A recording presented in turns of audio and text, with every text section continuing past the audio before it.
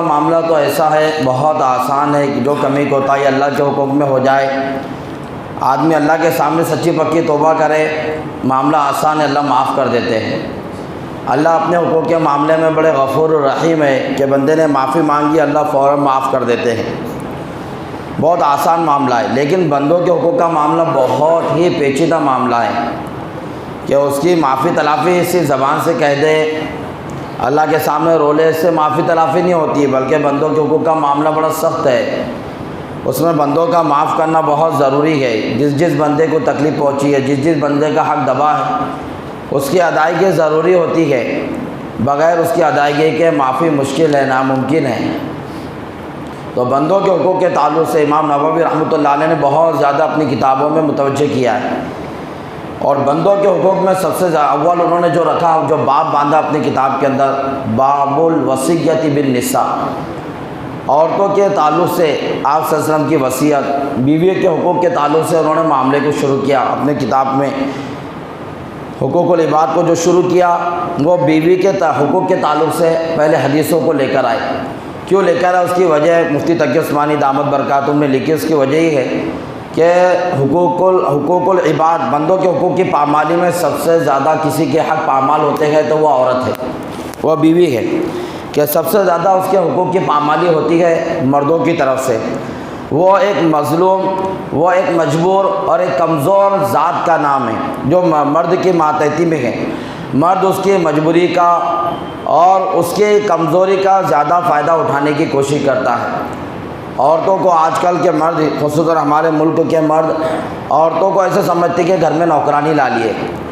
جب شادی رشتے ہوتے گئے تو گھر کے لوگوں کا بھی ذہن یہی بنا ہوا ہوتا ہے کہ گھر میں اب کوئی پکانے والا نہیں ہے، گھر کے اندر پکانے کی پریشانی چل رہی، ماں بوڑھی ہو گئی، تو اب یہ نوجوان شادی کر رہا۔ بھائی کیوں شادی کر رہا؟ تو بولے ماں بوڑھی ہو گئی۔ کیوں شادی کر رہا؟ تو بولے گھر میں کھانے کے، پکانے کے، کپڑے دھونے کے مسئلے آ رہے، اس لیے شادی کر رہا۔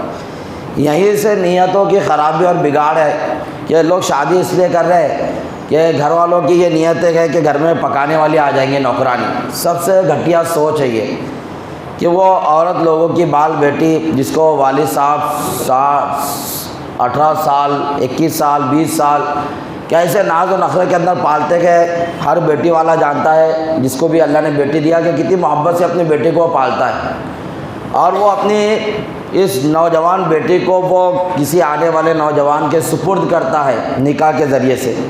اور پھر یہ نوجوان کی سوچ، جس کے ماں باپ کی سوچ، جس کے گھر میں بہن بھائیوں کی سوچ، کہ کس نیت سے عورت کو اس کے میکے سے اپنے گھر لے کر آ رہے، نیت یہ ہے کہ گھر میں پکانے والی آ رہی، گھر میں کپڑے دھونے والی آ رہی۔ کتنی گندی گھٹیا سوچ کے ساتھ میں ایک عورت، ایک اتنے اشرف المخلوقات کو، لوگوں کی بال بیٹی کو کس نیت کے ساتھ ہم گھر میں داخل کر رہے ہیں؟ ایک نوکرانی کی نیت سے۔ اسلام سختی سے اس سے منع کرتا ہے کہ بیوی لوگوں کی بال بیٹی شریک حیات بنا کر اس کو لانا ہے، اپنی زندگی کا پارٹنر بنا کر اس کو لانا ہے، سکھ دکھ کے اندر اس کے معاملات، اپنے معاملات ایک دوسرے سے حل کرنے کے لیے لانا ہے، ایک دوسرے سے سکون حاصل کرنے کے لیے۔ یہ رشتہ اللہ تعالیٰ نے دیا، بیوی کا رشتہ، میاں بیوی کا رشتہ، سکون حاصل کرنے کے لیے، اور محبت کا رشتہ ہے، مودت کا رشتہ ہے۔ اس میں محبت، مودت، یہ چیزیں ہونا ضروری ہے بہت۔ تو امام نووی رحمۃ اللہ علیہ نے حقوق العباد میں سب سے پہلے عورتوں کے حقوق کو ذکر کیا۔ اللہ کے نبی صلی اللہ علیہ وسلم کی وصیت دیکھو، اللہ کے نبی صلی اللہ علیہ وسلم فرما رہے ہیں، استوصوا بالنساء خیرا، کہ میں تمہیں وصیت کرتا ہوں عورتوں کے تعلق سے، عورتوں کے بارے میں بھلائی کی۔ اللہ کے نبی کی وصیت ہے کہ میں تمہیں وصیت کرتا ہوں، میں دنیا سے جانے والا شخص میں تمہیں وصیت کرتا ہوں، تمہارا پیغمبر رسول، کہ عورتوں کے بارے میں بھلائی کا میں تمہیں وصیت کرتا ہوں، میری وصیت کو قبول کرو۔ قیامت تک آنے والی امت کو اللہ کے نبی صلی اللہ علیہ وسلم نے یہ حکم اور سبق دے کر گیا کہ عورتوں کے تعلق سے بالکل ڈرتے رہنا، باخبر رہنا، وہ تمہاری ماتحتی کے اندر ہے، تمہیں ان سے تعلق سے قیامت میں پوچھوں گی۔ اللہ کے نبی صلی اللہ علیہ وسلم کی دوسری حدیث ہے، دیکھو قرآن پاک نے تو صرف اتنی آیت بیان کر دی، وعاشروہن بالمعروف، قرآن اصول کو بیان کرتا ہے کہ عورتوں کے ساتھ میں اچھا برتاؤ کرو، یہ قرآن نے بیان کر دیا، لیکن اب اس کو عملی جامہ اللہ کے نبی کی زندگی سے ملے گا۔ اللہ کے نبی نے عملی جامہ پہنا کر بتایا کہ اللہ کے نبی کی ہم سب کی تو ایک ایک بیویاں ہیں، لیکن اللہ کے نبی کی 11 عورتیں تھیں، 11 بیویاں تھیں۔ اللہ کے نبی نے 11 بیویوں کے ساتھ سلوک کیسا کیا، قیامت تک آنے والی امت کے لیے نمونہ۔ پہلی بات کہ اللہ کے نبی صلی اللہ علیہ وسلم قیامت تک آنے والی انسانیت کے لیے نبی، اللہ کے نبی کو قیامت تک آنے والی امت کا مسئلہ اللہ کے نبی کے سامنے، اللہ کے نبی کے سامنے سب سے بڑا غم یہ ہے کہ امت کا اکثر حصہ اس زمانے کے اندر کافر، اللہ کا نافرمان، وہ کیسے جنت میں چلے جائے، وہ کیسے جہنم میں بچ جائے، ایک مسئلہ اللہ کے نبی کے نزدیک اتنا بڑا۔ دوسرا مسئلہ یہ ہے کہ چاروں طرف سے دشمنوں کی سازش ہے، دشمنوں سے نپٹنا، اور پھر ان تمام چیزوں کو دیکھتے ہوئے امت کے مسئلوں کو حل کرتے ہوئے اللہ کے نبی صلی اللہ علیہ وسلم کی 11 بیویاں اور 11 بیویوں کے اللہ کے نبی نے حقوق ادا کر کے بتائے۔ اللہ کے نبی صلی اللہ علیہ وسلم گھر میں داخل ہوتے، کئی ٹینشن اللہ کے نبی کو باہر کا ہوتا، کئی غم اور غصہ باہر کے لوگوں کی طرف سے پہنچا ہوا اللہ کے نبی کو ہوتا، لیکن اللہ کے نبی گھر میں داخل ہوتے تو گھر والوں کے سامنے وہ غصے کا اثر نہیں ہوتا۔ جیسا کہ آج کل دیکھنا جاتا ہے کہ آدمی ٹینشن میں گھر میں داخل ہوتا، بیوی نے اگر مسکرا کر کوئی بات پیش کر دی یا کوئی معاملہ کہتا، چپ بیٹھ ابھی میں غصے میں آیا، کیا ڈائریکٹ کہتا چپ بیٹھ ابھی خاموش بیٹھ، ایک لفظ بھی مت نکال، میں ٹینشن میں آیا ہوا ابھی ذرا میرے سے ہنسی مذاق مت کر، مجھ سے دور ہو۔ آدمی باہر کا غصہ اندر نکالنے کی کوشش کرتا، باہر کا ٹینشن گھروں میں بتاتا۔ یہ اکثر نوجوانوں کی شکایت ہے کہ وہ باہر کے ٹینشن، باہر کے غصے اور باہر کے معاملات کو اپنی بیوی کے سامنے وہ غصے کا اظہار کرتی ہے۔ اللہ کے نبی کو باہر کا کتنا ٹینشن ہوا کرتا تھا، کیسے حالات اللہ کے نبی کے اوپر باہر پیش آتے تھے، لیکن 11 بیویوں کے ساتھ ازواج مطہرات ہماری امت کی مائیں کہتی ہے کہ اللہ کے نبی گھر میں داخل ہوتے، اپنی بیوی کو جس کام میں دیکھتے اس کام میں اس کا ہاتھ بٹاتے۔ خاتم الانبیاء امام المرسلین اپنی بیوی کا ہاتھ بٹاتے، اگر ان کو کپڑے دھوتے ہوئے دیکھتے تو اللہ کے نبی کا یہ بھی ثابت ہے کہ آپ نے کپڑے گھر میں دھوئے، اگر اپنی بیوی کو کچھ سیتے دیکھتے تو اپنے سینے میں اس کے ساتھ شریک، حتیٰ کہ اللہ کے نبی کا آپ کو ملے گا گھر میں جھاڑو بھی اللہ کے نبی نے دیے، یہاں تک ملے گا کہ بکریوں کا دودھ اللہ کے نبی نے خود اپنی بکریوں کا دودھ دھویا۔ یہ بھی ملے گا کہ اللہ کے نبی صلی اللہ علیہ وسلم نے حضرت عائشہ کو آٹا گنتے دیکھا تو ساتھ میں آٹا گننے لگ گئے۔ یہ اللہ کے نبی کی زندگی، باہر پوری امت کو سنبھالنا، گھر میں 11 بیویوں کو اللہ کے نبی نے سنبھالا تاکہ قیامت تک آنے والے نوجوانوں کو جو نکاح کر چکے گئے، جن کے نکاح ہونا باقی ہے، وہ اللہ کے نبی کی یہ زندگی دیکھے، کیونکہ آج ہمارا معاشرہ، مسلم معاشرہ، ہمیں غیروں سے کیا لینا دینا، ہمارا مسلم معاشرہ دن بدن ظلم و ستم کا شکار ہوتے جا رہا ہے۔ کئی شوہر ظالم بنے ہوئے ہیں، کئی بیویوں کا طرف سے ظلم ہے، کئی شوہر کی طرف سے ظلم ہے، کئی جوائنٹ فیملی ہے تو ساس کا مسئلہ، ننند کا مسئلہ، دیور جیٹھ کا مسئلہ ہے، کئی تو محترم بزرگوں دوستوں ایسی شکایت آتی ہے کہ دیور بھابھی کو گالی دیتا، اس کو مارنے کے لیے ہاتھ اٹھاتا۔ اپنے شہر کی کارگزاریوں میں یہ کہ گندی گالی کون دے رہا، دیور دے رہا، جو کہ اجنبی ہیں، وہ غیر محرم ہے، جیٹھ غیر محرم ہے، اور وہ ایک عورت کو، اپنے بھائی کی بیوی کو وہ گندی گالی دیتے اور اس کے اوپر ہاتھ اٹھاتے اور اس کو گالی دیتے، اس کو مارنے کے لیے دوڑتے۔ یہ ہمارے شہر کی کارگزاری، کہاں اپنا معاشرہ جا رہا، کتنی گھٹیا۔ جس عورت سے ساتھ پردہ کرنا ہے، اس کا احترام کرنا ہے، اس کی عزت کرنا ہے، اس عورت کے اوپر مارنے کے لیے جا رہا ہے، ہاتھ اٹھا رہا ہے اس عورت کے اوپر۔ اور سب سے بڑی کمزوری کہ شوہر کو بھی احساس نہیں کہ میرا بھائی میری بیوی کے اوپر کیوں ہاتھ اٹھا رہا، میرا بھائی میری بیوی کو گالی دینے والا کون ہوتا، شوہر کو بھی اس کا احساس نہیں۔ تو نے بھائی ایک تیری عزت ہے تیری بیوی، اس کو کوئی کچھ کہہ رہا تو تیری عزت کے ساتھ میں کھیل ہو رہا، پھر کھیل تیرا باپ کرو کہ تیری والدہ کرو کہ تیری بہن کرو کہ تیرا بھائی کرو، تجھے اپنی عزت کا خود خیال رکھنا ہے کہ میری عزت ہے میری بیوی، آپ اس کو اس طرح پامال نہیں کر سکتے۔ اپنی عزت کا ہمیں خیال ہوتا تو پھر لوگوں کی بال بیٹی جو ہم نے لے کر گئے اس کی عزت کا کیوں نہیں خیال ہے، اس کا کیوں نہیں خیال آتا، جس نے ہمارے بھروسے پر اپنے گھر کو چھوڑ دیا، ایک لفظ کے بولنے پر اس نے خاندان کو الوداع کہہ کر ہمارے خاندان کو اپنا لیا، اور اس کے ساتھ میں ہمارا یہ برتاؤ کہ وہ ظلم ستم کا شکار ہے۔ ہمارے شہر کے اندر کتنے حادثات ہوتے جا رہے، اورنگ آباد کی کارگزاری نہیں آتی، جلگاؤں کی کارگزاری نہیں آتی، جاننے کی کارگزاری نہیں آتی، دھلیا اور مالیگاؤں کی ایسی کارگزاری نہیں آتی، پورے مہاراشٹر میں کارگزاری آتی ہے کچھ سالوں کے اندر، کچھ سال اچھے نہیں گزرتے تو کچھ سالوں کے اندر کارگزاری آتی ہے کہ ایسا حادثہ ہو گیا۔ کیا معاشرہ ہمارا شہر سلوڑ کا جا رہا ہے، کتنا غلط پیغام دنیا کو پہنچ رہا ہے۔ تو ہم لوگ اپنے ان چیزوں کو دیکھیں، اخلاق کا برتاؤ سب سے بہتر اگر کرنے کی کوئی چیز ہے تو وہ اپنی بیوی ہے۔ باہر کتنے بھی آپ کے اچھے اخلاق ہیں، لیکن آپ سب سے بڑے بااخلاق اس وقت اللہ کے رسول کی نظروں میں کہلائیں گے، شریعت اسلام کی نظروں میں کہلائیں گے اپنی بیویوں کے ساتھ میں اخلاق بتانا، اپنی بیوی کو سلام کر کے بتانا، گھر میں داخل ہو تو سلام کر کے بتاؤ، دو میٹھے بول اس کو بول کے بتاؤ، اس کے ساتھ کھانے میں لقموں میں شریک ہو کر بتاؤ، پیارے نام سے میٹھے نام سے اس کو پکارو، جیسا کہ ہمارے نبی صلی اللہ علیہ وسلم حضرت عائشہ رضی اللہ تعالیٰ عنہ کو محبت سے حمیرہ کہتے تھے، ایک پیارا نام دیتے تھے۔ مولانا طارق جمیل کہہ رہے بہت سارے شوہروں کو بھی اپنی بیوی کو ایک بہترین ایک نام دینا چاہیے جس سے وہ خوش ہو جائے۔ کبھی بھی اللہ کے نبی نے عائشہ نہیں کہا، کہتے تھے حمیرہ حمیرہ کہہ کر پکارتے تھے، یہ محبت کا نام تھا اللہ کے نبی کا، جو اپنی بیوی کو حمیرہ کہہ کر پکارنا۔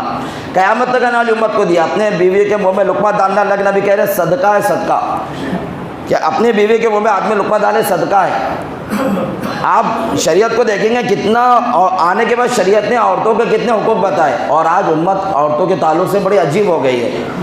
شادی کرتے گئے بیوی اب گھر میں ظلم ستم کا شکار ہو جاتی ہے تو وہ الگ نکلنے کی کوشش کرتی ہے، تو یہ کہتا ہے کہ نہیں میں الگ نہیں نکلوں گا۔ پھر شادی کیوں کیا بابا؟ شادی کیوں کیا؟ بولے میں اس کو چھوڑ دوں گا لیکن الگ نہیں نکلوں گا۔ تو بابا کہا کہ شادی لوگوں کی بال بیٹی کو لانا کیوں تھا؟ اس سے بچہ کیوں پیدا کر دیا تو نے؟ اس کی زندگی کیوں برباد کر رہا پھر تو؟ قرآن پاک نے عورت کو صاحبہ کہا ہے، صاحبہ ساتھ میں رہنے والی چیز ہے وہ، اور اس کے تعلق سے شریعت کا مسئلہ یہ ہے کہ اس کو سکنا دینا پڑتا ہے، یعنی رہنے کے لیے مکان۔ اگر وہ کہے کہ میں آپ کے گھر میں رہنا چاہتی تو کوئی بات نہیں، اور اگر وہ یہ کہے کہ میں الگ نکلنا چاہتی تو ہمیں اس کو الگ گھر دینا پڑے گا۔ اگر نہیں طاقت ہے تو کیوں شادی کرتے بھائی؟ کیوں شادی کر رہے جب تم کو الگ رکھنے کی طاقت؟ اور ضروری نہیں ہے کہ تم خود کا مکان دو، شریعت کہتی ہے اپنی استطاعت کے مطابق اس کو رہنے کا مکان دو۔ اس میں علماء نے لکھا ہے کہ آپ کرائے کا مکان بھی دے سکتے ہیں اور خود کا مکان بھی دے سکتے ہیں۔ اگر خود کے مکان کی طاقت نہیں ہے تو اس کو کرائے کا مکان دو۔ بہت سے مرد کیا کہتے ہیں کہ ہمارے اندر کرایہ بھرنے کی طاقت نہیں ہے، تو پھر شادی کیوں کی ہے بھائی؟ صرف شادی رات کے واسطے جو ہوتی ہے، کیا دن کے حقوق نہیں رہتے کچھ؟ تو یہ چیزیں نوجوانوں کو معلوم ہی نہیں، بس بولتے میرے ماں باپ کے حقوق۔ ارے بھائی حقوق ادا کرنا سب سے پہلے تو علماء کرام خود کہیں گے آپ کو، قرآن سب سے پہلے مقدم حکم دیں گا کہ اپنی ماں کے حقوق کو ادا کرو، اپنے والد کے حقوق کو ادا کرو۔ جس کی ماں باپ ناراض ہے تو اللہ بھی اس سے ناراض ہے، جس کے ماں باپ راضی ہے اللہ اس سے راضی ہے۔ یہ سب اسلام کہتا ہے، لیکن یہی اسلام ہم کو یہ بھی کہتا ہے کہ بیوی نے الگ نکلنے کو کہا تو ہم کو الگ سے گھر دینا ہے۔ کئی جگہ خلا طلاق کے مسئلے پیش اس لیے آ رہے کہ بیوی کا تقاضا ہوتا ہے کہ مجھے الگ نکالو، اور یہ اللہ کا بندہ، یہ نوجوان، یہ الگ نکالنے کو تیاری نہیں، میں الگ نہیں نکل سکتا، میں الگ نہیں جا سکتا، میں کرایہ نہیں بھر سکتا۔ تو بھی لوگوں کی بال بیٹی کرنے کو گیا کیوں تھا؟ لوگ تیرے دروازے پہ آئے تھے کہ ہمارے ہندوستان کے اندر کوئی بیٹی کا باپ ہمارے دروازے پہ آتا؟ آپ لوگوں سے سوال ہے کہ کوئی بیٹی کا باپ ہمارے دروازے پہ آتا کیا کہ میری بیٹی کو کر لو، میری بیٹی بھاگ کے جا رہی، میری بیٹی تکلیف دے رہی، لو میری بیٹی سے نکاح کر لو؟ زبردستی کوئی باپ کرتا؟ نہیں، ہم خود لوگوں کے دروازوں پہ جاتے، لگے لگاتے کہ ہمارا رشتہ کر دو، ہم بہت اچھے گئے، بہت صاف ستھرے گئے، بہت اخلاق کے مالک ہے، ہمارا خاندان بہت اونچا ہے، ہمیں لوگوں کے دروازوں پہ جاتے گئے اور لوگوں کی بال بیٹی کو زبردستی اپنے گھر میں لاتے۔ تو پھر اچھا رکھو نا بھائی اس کے ساتھ، اللہ کے نبی کی وصیت کو اختیار کرو، مانو اللہ کے نبی کی کہ عورت کے ساتھ اچھا سلوک کرو۔ تو ہم لوگوں کے دروازے پہ جاتے ہیں، لوگوں کی بال بیٹی کو لے کر آتے ہیں تو اس کو اچھا بھی رکھے۔ کس کے بھروسے پر آتی ہے؟ وہ سب سے پہلے شوہر کے بھروسے پہ آتی ہے۔ تو سب سے بڑی ذمہ داری شوہر کی بنتی ہے کہ اچھے اخلاق اپنی بیوی کو بتاؤ، ورنہ کل قیامت کے دن یہ کمزور عورت، یہ مجبور عورت جب مقدمہ دائر کریں گی تو ہم قیامت میں اللہ کو کیا منہ دکھائیں گے؟ اللہ کو کیا جواب دیں گے؟ کہاں سے ہم اس کے حق کو ادا کریں گے؟ آج ہم سب کے پاس موقع ہے۔ دیکھو ہمارے گھر کے لڑائی جھگڑے جو ہوتے گئے، ہمارے معصوم بچوں پر اتنے غلط اثرات پڑتے گئے کہ اکثر بچوں کے بگڑنے کی وجہ، بچوں کے شرارتی ہونے کی وجہ، لڑائی جھگڑے والے ہونے کی وجہ یہ ہوتی ہے کہ وہ ماں باپ کے روزانہ کے جھگڑوں کو دیکھتے گئے۔ اولاد بدزن ہو جاتی ہے ماں باپ کے جھگڑے دیکھ دیکھ کر، اولاد پریشان ہو جاتی ہے۔ ابھی اورنگ آباد کی کارگزاری مکتب کے اندر ایک بچہ آیا، مولانا بہت اچھے تھے، نفسیات کے ماہر تھے، اب تو اکثر ایسی بیٹھ جاتی پڑھانے کے لیے، نفسیات بھی نہیں معلوم رہتی۔ وہ بچہ گھر کے کلاس میں آ کے بیٹھا، اس کا پڑھنے میں دھیان ہی نہیں، وہ صرف ایسا سوچتے بیٹھا۔ استاد نے اس کو قریب بلایا، بیٹا تو کیا سوچ رہا؟ چھوٹا سا معصوم بچہ 0 کلاس کا، بیٹا تو کیا سوچ رہا بیٹا؟ تو ہم کو بولو، ہم تمہارے خیر خواہ ہیں، ہم تمہارا پرابلم کو دور کریں گے، سالو کریں گے، اس کو تم بولو تو صحیح بیٹا۔ وہ بڑا نہیں کوئی بات نہیں، کہا کہ بیٹا بولو۔ تو کہا کہ حضرت میں جب گھر سے مکتب میں آ رہا تھا تو میرے ابا میرے امی کو مار رہے تھے، اب وہ کتنا مار رہے میرے کو یہ سوچ کے ڈر لگ رہا کہ میرے امی کتنی مار کھائیں گے۔ تو پھر وہ بچے کو لے کر استاد فوراً گئے اس کے گھر پر اور کہا کہ دیکھو آپ اپنی بیوی کو مار رہے تھے، یہ بچہ سوچتے بیٹھا تھا کہ میرے امی کتنا مار کھا رہے ہوں گے۔ آپ اس طرح کا سلوک کیوں کر رہے ہو اس اللہ کی بندی کے ساتھ؟ شریعت میں کہیں بھی مارنے کی اجازت نہیں ہے۔ بہت زیادہ بیوی کی طرف سے ہٹ درمی ہو تو مسواک سے آپ مار سکتے ہیں، آپ مسواک سے مار سکتے ہیں، ہاتھ سے معمولی سی مار سکتے ہیں۔ اگر نہیں لوگوں کی بیٹی بال برداشت ہو رہی ہے آپ کے مزاج کے، دیکھو سب سے پہلے اللہ کے رسول صلی اللہ علیہ وسلم فرمایا کہ فَإِنَّ الْمَرْأَةَ مِنْ ضِلْعٍ، کہ عورت کو اللہ تعالیٰ نے پسلی سے پیدا کیا، یہ ہماری پسلی ہے، اس سے اللہ نے عورت کو پیدا کیا۔ پھر آگے اللہ کے نبی نے فرمایا وَإِنَّ أَعْوَجَ مَا فِي الضِّلْعِ أَعْلَاهُ، اور پسلی میں سب سے اوپر کا جو حصہ ہوتا ہے سب سے ٹیڑھا ہوتا ہے، اللہ نے اسی سب سے ٹیڑھے حصے سے عورت کو پیدا کیا، اس کی فطرت میں ٹیڑھا پن ہے۔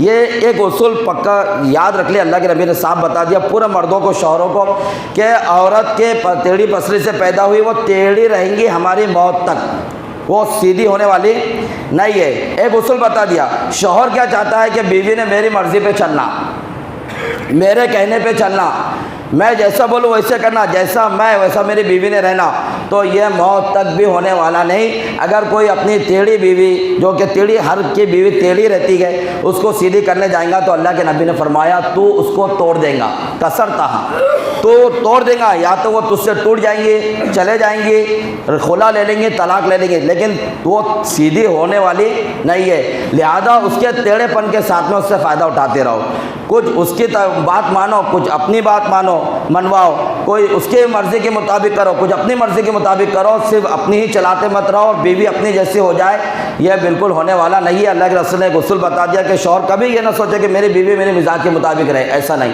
وہ جیسی بھی ہے ویسی اس کو استعمال کرتے رہو، شریعت کا پابند بناتے رہو۔